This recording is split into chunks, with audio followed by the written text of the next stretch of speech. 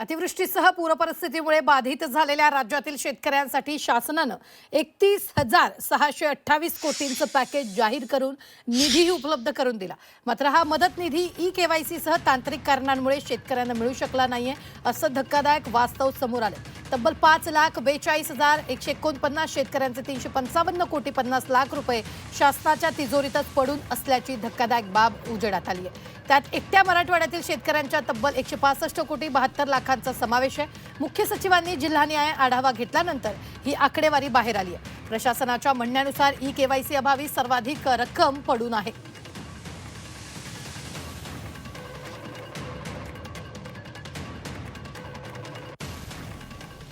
$50 कोटी 21 लाख, नागपुरात 33 कोटी 1 लाख ई-केवायसी रोखण्यात आली। शेतकऱ्यांची मदत, विभागीय मदत आपण पाहतोय। संभाजीनगर 165 कोटी 72 लाख, पुणे 20 कोटी 29 लाख,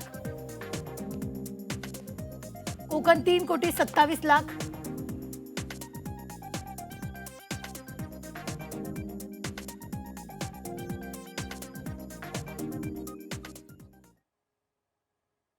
हा मुख्यमंत्री सहाय्यता निधी म्हणजे इलेक्शन फंड नाही आहे, हे त्यांनी सरकारनं लक्षात ठेवलं पाहिजे आणि त्याचा विनियोग ताबडतोब करावा। अजून पॅकेज पोचलेलं नाही शेतकऱ्यांना।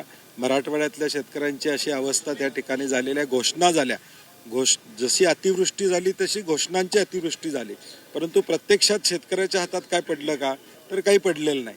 आणि म्हणून मला वाटतं याच्यावर त्वरित निर्णय घ्यावा अशी आमची अपेक्षा असणार। अजूनही काही लोकांच्या खात्यावरती मदत पोचलेली नाहीये। केवायसीची कामं अपूर्ण आहेत, केवायसीची पडताळणी अपूर्ण आहे आणि हे सगळं शासकीय टेक्निकल जे काम आहे ते सुद्धा अपूर्ण असल्यामुळे आज बहुतांश शेतकऱ्यांना अनंत अडचणींना सामोरं जावं लागतंय। आम्ही केवायसीच्या संदर्भामधली मागणी सुद्धा कृषी मंत्र्यांसमोर करणार आहे। केवायसी सुरू आहे, जसं कोकणाचं मी सांगू शकतो, केवायसी हे तहसीलदार करतायत आणि त्यानंतर ती प्रोसिजर मिळायला सुरुवात होईल।